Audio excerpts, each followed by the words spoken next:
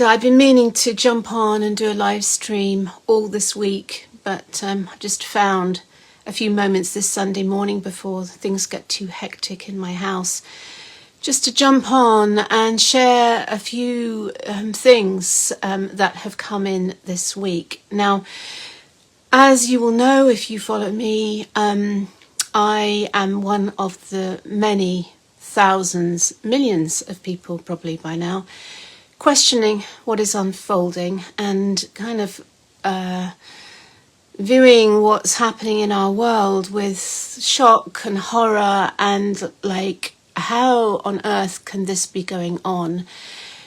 I feel that this is the most fundamental issue of our time, is the most fundamental unfolding issue of our time. And so that is why I am devoting a huge amount of my time into investigating, unraveling, creating a commentary, a narrative on what's going on, and also pattern interrupting some of the programs as I go about my day-to-day business. So instead of complying, I'm questioning.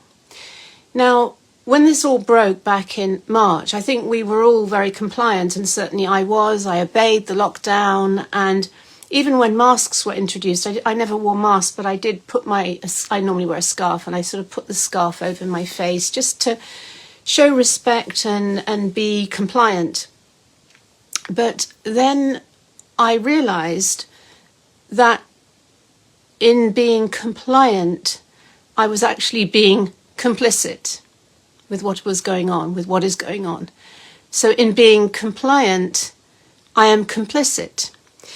And so for me, it's actually very important to pattern interrupt and to question wherever I go, because, and trust me, it would be far easier just to go with the flow and to go with the program and to obediently comply and to put the hand gel on as I go into the shop and to wear the mask and to socially distance and to do the track and trace. It would be much easier.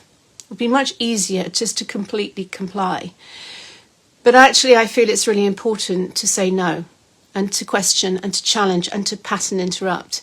And this is a term that is used in trauma healing, pattern interrupting programs which are running to try to, and pattern interrupting is kind of what wakes people up. So I just wanted to come on and share with you a bit of a roundup of the Rachel's Rabbit Hole roundup of some of the things that have unfolded, particularly in the last week or so, that I feel are very key. Because obviously there's a whole mass of information, and certainly because I've started speaking out about things, I now get videos all the time, links to articles, and I watch a lot of this stuff. And one of the things that I'm very keen to do is to get to the source material. So for example, if someone sends me a news with a headline about Bill Gates said this on NBC, I find the original full unedited interview and I watch it to make my own decision. And one of the things I got this week was COVID-19, the Great Reset, because so many people have been talking about Klaus Schwab and the Great Reset. And I'd heard it from so many sources. I thought, I have to get this book and I have to see for myself, and I have to tune in and see for myself what's truly going on here. So I'm going to come back onto that. But one of the interesting things that unfolded this week, and I posted a video on all of my posts, and I've now downloaded the open letter. This is the consortium, the World Doctors Alliance. And I'll put the link in the comments. It's www.theworlddoctorsalliance.org. And this is a collection, an assembly of extremely well-qualified, high-profile, leading medical doctors, medical experts worldwide who came together in Berlin on the 10th of October to question. And what they are essentially doing is creating a Nuremberg trials to bring world leaders into court and ask them to produce the evidence to justify the lockdowns, the diktats, and everything that is going on. And this is an important moment in history, folks, because these aren't conspiracy theorists. These are world-leading experts, medical doctors and experts, and they also have world-leading lawyers that are coming together. So things are getting very serious, folks. I just wanted to share with you, because you may not have had time to read the whole, I think it's 29-page document. This is their open letter, but I just want to read you a couple of segments from it, just to make it, this is just Rachel's rabbit hole roundup, just to make it easy for you. And if you want to download the whole PDF, you can then go on and read the whole thing. So this is their open letter to the UK government, governments of the world, and the citizens of the world. We, the undersigned, call upon the UK government, governments of the world, and the citizens of the world to stop all lockdown measures immediately. Introduction. We were told initially that the premise for lockdown was to flatten the curve and therefore protect the NHS from being overwhelmed. It is clear that at no point was the National Health Service, NHS, in any danger of being overwhelmed, and since May 2020, COVID wards have been largely empty, and crucially, the death toll from COVID has remained extremely low. We now have hundreds of thousands of so-called cases, infections, and positive tests, but hardly any sick people. Recall that 4/5, 80% of infections are asymptomatic. COVID wards have been by and large empty throughout June, July, August, and September 2020. Most importantly, COVID deaths are at an all-time low. It is clear that these cases are not, in fact, cases, but rather they are normal, healthy people. So-called asymptomatic cases have never in the history of respiratory disease been the driver for spread of infection. Rather, it is symptomatic people who spread respiratory infections, not asymptomatic people. Now, all of these things there's notes, annotations. So if you get the document, you can see the reference data for what they're referring to. It is also abundantly clear that the pandemic is basically over and has been since June 2020. We have reached herd immunity and therefore have no need for a vaccine. We have safe and very effective treatments and preventative treatments for COVID. We therefore call for an immediate end to all lockdown measures, social distancing, mask wearing, testing of healthy individuals, track and trace, immunity passports, the vaccination programme, and so on. There has been a catalogue of unscientific, nonsensical policies enacted which infringe our inalienable rights, such as freedom of movement, freedom of speech, and freedom of assembly. These draconian, totalitarian measures must never be repeated. And then it goes on to give a little bit more justification. Goes on to talk about the collateral damage of the cure being worse than the virus. Placing the public under virtual house arrest has caused untold damage to both physical and mental health. Ventilating patients instead of oxygenating patients proved to be a deadly policy and an unwarranted failure. Ventilation resulted in many unnecessary deaths. The government's own report estimates that some 200,000 people will die as a direct result of lockdown, not the virus. Hospitals being closed, suicide and poverty will result in more deaths than the virus. The cure is worse than the disease. It also then goes on to talk, this is really key, it goes on to talk about death certificates. Because of course people, whenever you question COVID, people say, yeah, but what about all the deaths? But there have been deaths. Look at the deaths. The majority of people, I'm back to the report now, death certificates. The majority of people who died had significant comorbidities, such as Alzheimer's, cancer, cardiovascular disease, and diabetes. Counting death certificates with a mention of COVID as being a death caused by COVID is a gross misrepresentation of the facts and has vastly over-exaggerated the death toll. And this is my little note in here. If you do rummage into the official death certificates, and you see that every month approximately 9,600 people, that was I think the figure for September, 9,600 people in the UK died.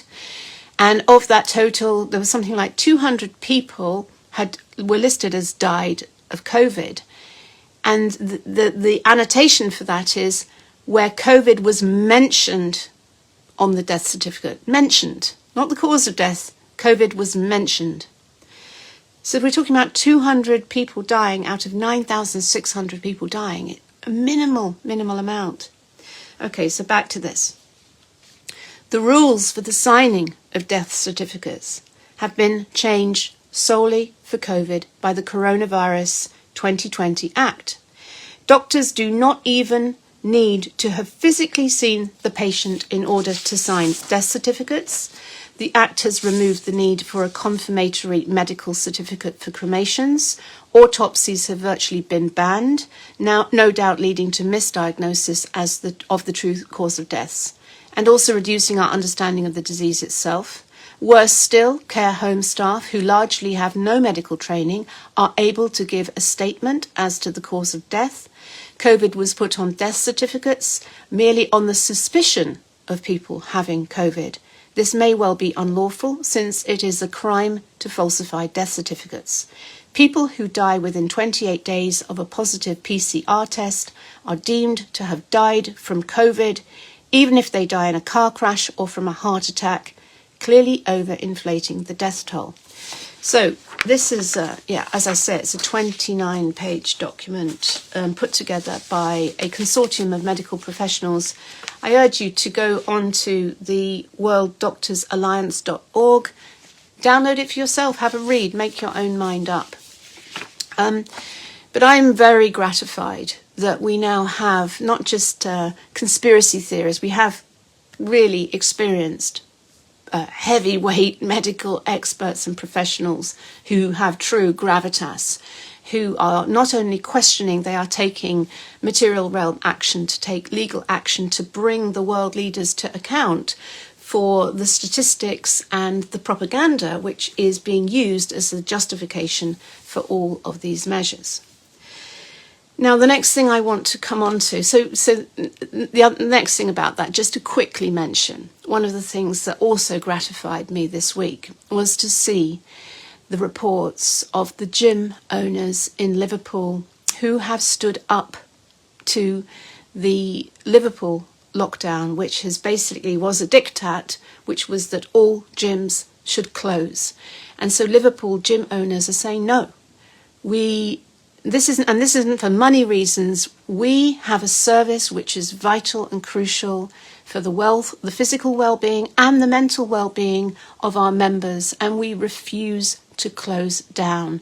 This is an outrage. Statistically, it's been proven worldwide that gyms are not the incubators of COVID. They have a very low risk factor, and that their service is essential within the community. And I was so gratified to see those Liverpool gym owners in the face of armed police arriving onto the scene. If you watch the video, armed police arriving en masse into a gym to try to close it down, and the gym owners saying no. And I really feel we have to stand up now and say no. We have to, all of us. It's very important. We have to pattern interrupt this. We have to stand up and say no. I am not going to comply. I don't agree with this. I'm not going to be complicit in it. I'm not going to, I'm just not going to be part of this. So the interesting thing about Liverpool gym owners is that obviously they're having fines slapped on them as their punishment, and money is pouring into these people from all over the world. Like, here's the money to pay your fines. I mean, yeah, wonderful. I mean, sorry, I don't mean to use fists to suggest fight and attack. I mean, this is about reclaiming our power. So my next thing, back to the Great Reset by Klaus Schwab. Now, I'm aware that, hold on, what's that message there? So we've got, there's 184 people listening. I'm not sure how long I'm going to go on for, but I've got a lot of stuff I want to share with you. But the key thing is really the book, The Great Reset by Klaus Schwab. Now, this book has been mentioned by so many people. Boris Johnson has even referenced The Great Reset. So I thought I have to get hold of a copy of this book and investigate who is Klaus Schwab. What's the book about? What's the plan? What's the master plan? So just to give a little bit of a background, Klaus Schwab, he's, I think, 83 years old. He was born in 1938 in Ravensburg in Germany, which is a town in the south of Germany, close to the Swiss border. He founded the World Economic Forum in 1971. He's a prolific author on, he's a bit of a narrator on economics, and he writes a lot about social entrepreneurship. And if you look at some of the World Economic Forum videos about the Great Reset, they're quite fascinating because on the face of it, it looks very innocuous. I mean, this idea to create a greener, smarter, fairer world, restoring the planet to which has been ravaged by climate change, restoring peace because of all of the rioting and the uprisings which have gone on. So on the face of it, it seems very innocuous. I'll take a sip of tea here. Hold on, just let me take a break.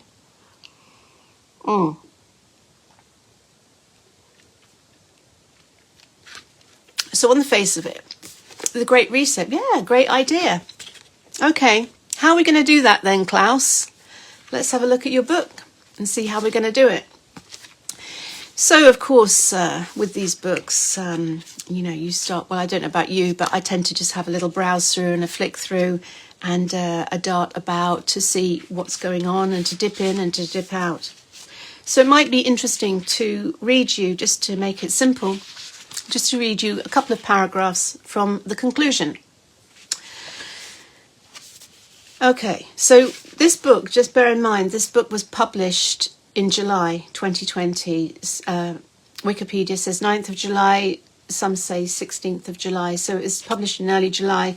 It's actually a print-on-demand book on Amazon, so there's obviously no printing lag time. So it pretty much came out in July.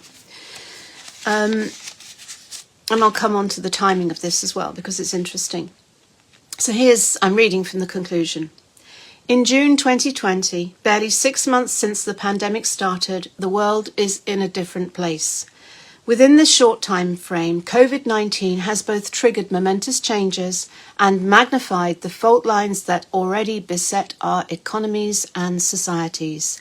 Rising inequalities, a widespread sense of unfairness, deepening geopolitical divides, political polarization, rising public deficits and high levels of debt, ineffective or non-existent global governance, excessive financialization, environmental degradation. These are some of the major challenges that existed before the pandemic. The corona crisis has exacerbated them all. Could the COVID-19 debacle be the lightning before the thunder? Could it have the force to ignite a series of profound changes? We cannot know what the world will be like in 10 months' time, even less what it will resemble in 10 years from now. But what we do know is that unless we do something to reset today's world, tomorrow's will be profoundly stricken.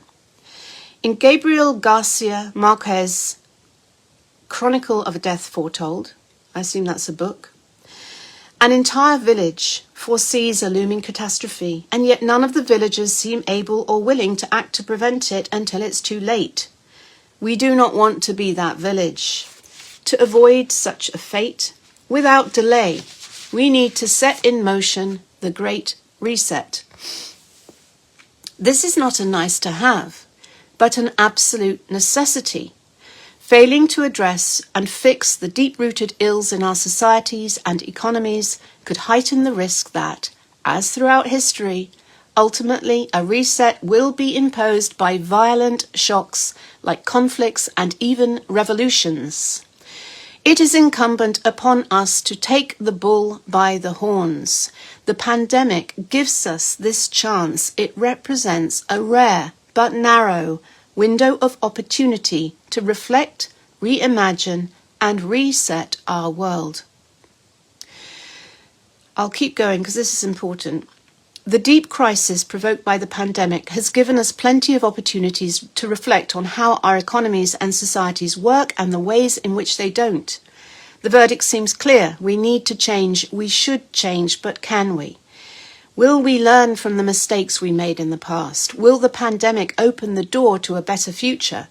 Will we get our global house in order? Simply put, will we put into motion the Great Reset? Resetting is an ambitious task, perhaps too ambitious, but we have no choice but to try our utmost to achieve it. It's about making the world less divisive, less polluting, less destructive, more inclusive, more equitable, and fairer than we left it in the pre-pandemic era. Doing nothing or too little is to sleepwalk towards ever more social inequality, economic imbalances, injustice and environmental degradation. Failing to act would equate to letting our world become meaner, more divided, more dangerous, more selfish, and simply unbearable for large segments of the globe's population. To do nothing is not a viable option. I'm going to skip to a later paragraph. The absolute prerequisite for a proper reset is greater collaboration and cooperation within and between countries. Cooperation, a supremely human cognitive ability that put our species on its unique and extraordinary trajectory, can be summed up as shared intentionality, to act together towards a common goal. We simply cannot progress without it. So, okay, great. That's good, isn't it? Brave New World, utopian vision, restoration of nature, the economies, this great reset. Okay, how are we going to do it, Klaus? So, let me dip into the book.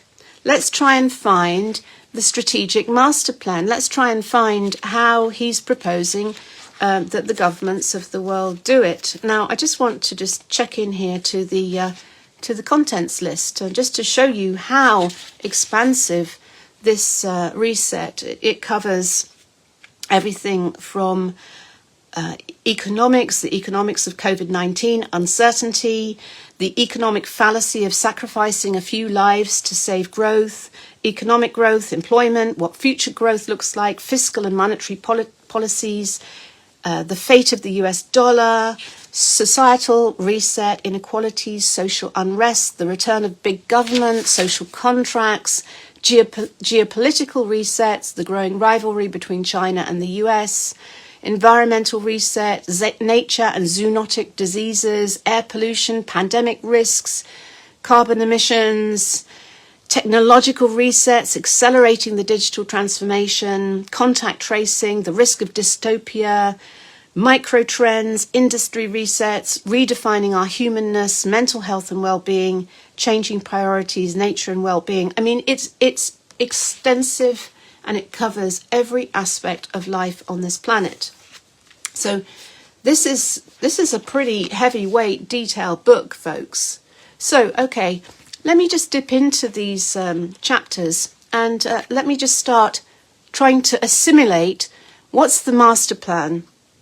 What's the action plan? How is this great reset going to be implemented by this collaboration of worldwide governments acting together? So as I start, this is the peculiar thing about the book. As I start to read each of these chapters, and I'm looking here, I'm delving in to try to find what's the plan? What is the master plan? What is the action plan? What's going to take us from point A, which is meltdown, riots, global warming, all the rest of it, to this green utopian future? What's in the gap? What's going to be implemented?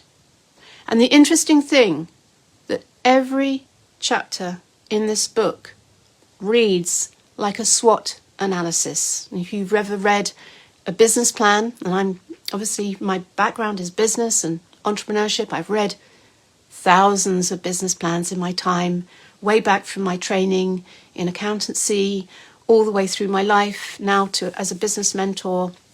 And I've created many business plans myself in the past. And somewhere in there is the SWOT analysis: strengths, weaknesses, opportunities, threats. So every chapter in this book reads like a SWOT analysis. So it's like a narration, looking at every one of those sectors and doing a SWOT analysis on it. And yet there's no conclusion. There's no strategic, visionary piece to end each of those chapters. So you're kind of left hanging. Now, when I review material, I don't just kind of look at it from the mind. I just try and create a space to kind of tune in to what's really going on. It's like what's not being said, reading between the lines. And then finally, I was just like, this is really odd. And then the penny dropped. There's a second publication. There's a second part of this book. There's an implementation manual, but it's not for our eyes. It's the strategic plan, which is the plan which all the world governments have signed up and agreed to. And COVID and everything around COVID is part of that global master plan. This is a plan being implemented for our own good.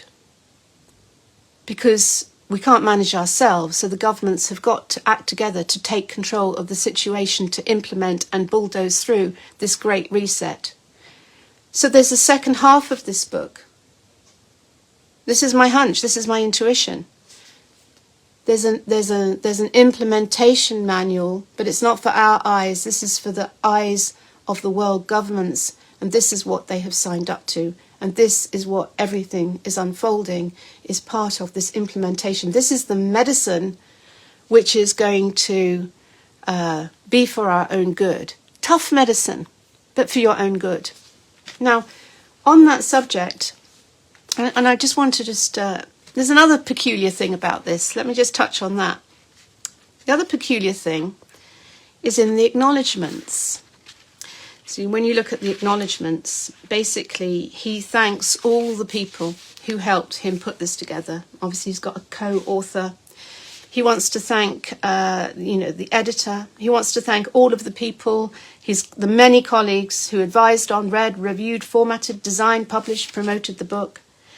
And so he goes on to list all of these people. Now, if you've ever written a book, and so this is about maybe 50,000 words. If you've ever authored a book, to write 50,000 words, to firstly formulate and then to write 50,000 words, that takes some time. It took me, when I wrote Business Nightmares, it took me probably 6 months to write that book. Then, when you have your first draft and you send it out to people and ask them to review it, they've then got to have time to read it, and then they've got to feed back to you, and then you've got to review all of their feedback, and then you've got to reincorporate it into your text. Then you've got to have it edited, then you've got to have it typeset, and then you put it out, and then eventually, finally, it comes to publication. It's not something that can be thrown together in a few weeks or even a few months. So, when was the book written? And you have to start thinking, maybe it was written before. Maybe this book, maybe COVID-19 was the trigger for the Great Reset that they felt needed to happen to implement the master plan. Wow, so it's just like, whoa. But we're piecing this together, folks. We're having to different pieces of the jigsaw, putting the different pieces of the jigsaw together. It may sound like a conspiracy theory, but this is my intuition. That book did not get written in May, June, July. What the content of that book is a master plan, and COVID was a key aspect of the Great Reset that had to happen as the pattern interrupt to enable the master plan, this strategic master plan, which isn't in the book, which is somewhere out there, which is a secret document held by the world leaders that they've all signed up to. Because just look, everyone's saying, well, hold on, it's not just about Boris Johnson, because they're doing it in Spain, they're doing it in Germany, they're doing it in Italy, they're doing it in South America, they're doing it, everywhere is doing it, every country is doing it. There's only a handful of countries that haven't agreed to do it. Places like Sweden and Korea that have totally got herd immunity now and totally don't have lockdowns. So the vast majority of countries have signed up to it. The other thing I want to just reference here is a speech, actually, I don't know if it was a speech, but I suspect it was a speech. It was certainly a statement on the website of the International Monetary Fund, which was made in June 2020. And obviously they'd had some meeting or conference, and this was a summary of it, where they paid tribute to Klaus Schwab and the Great Reset. And they likened him to William Beveridge and his 1942 report written during World War II about how the UK should address what was called the 5 giant evils. And this was very much the basis on which the world came out of World War II with a plan. I'm just reading this here. You can look it up. William Beveridge, his 1942 report. And it's basically about addressing the 5 giant evils and creating a welfare state that would protect citizens from cradle to grave. So what are the 5 giant evils? This is written in 1942. This is the 5 giant evils that create all the troubles in the world. Squalor, ignorance, want, idleness, and disease.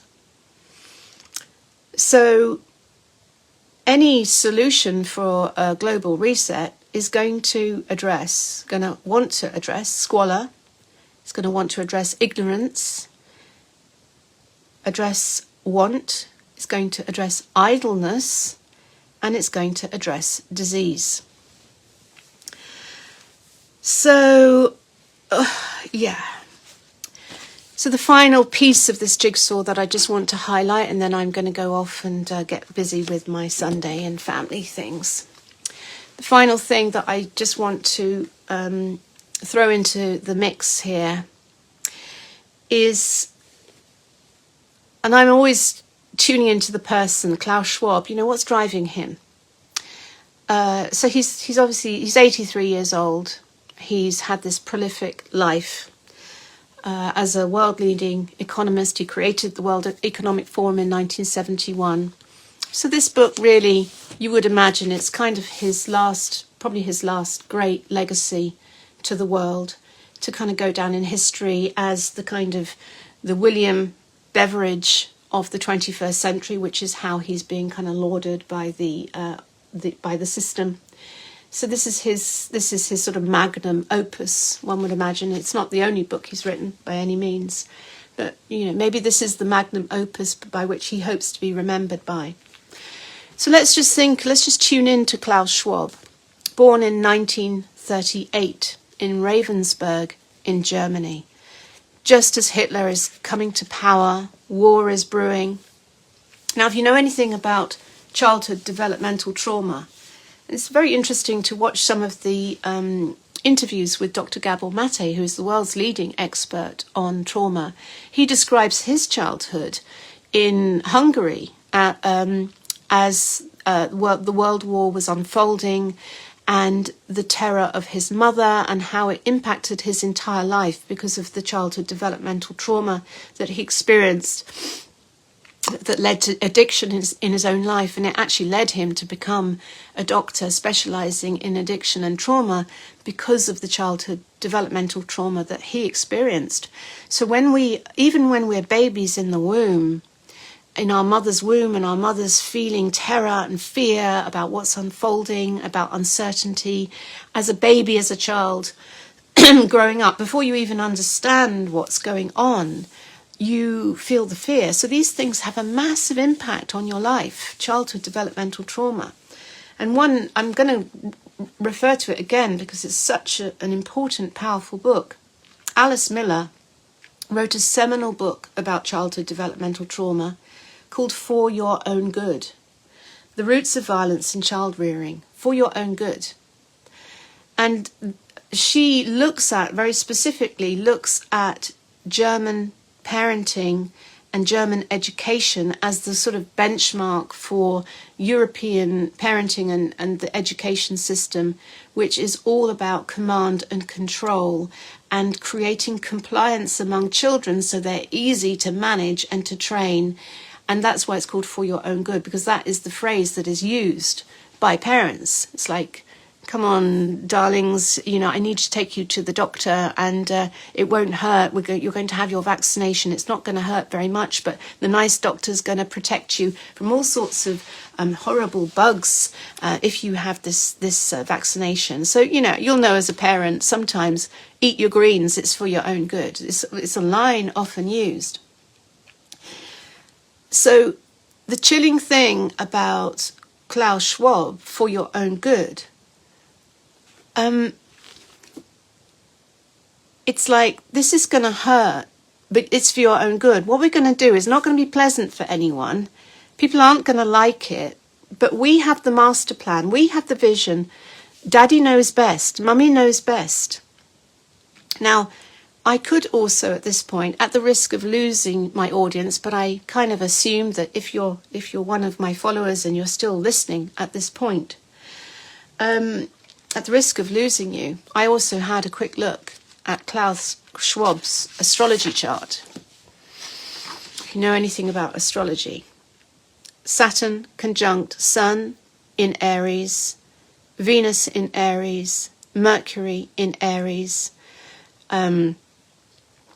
Pluto, 27 degrees of Cancer, Moon's nodes, 27 degrees of Scorpio. If you put that into the year, that's very nearly at Halloween. Uranus conjunct Mars in Taurus at 11 and 12 degrees of Taurus.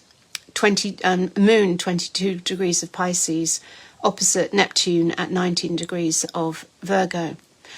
So this chart speaks to Saturn conjunct Sun in Aries. That really speaks to an authoritarian father, which is, I know best.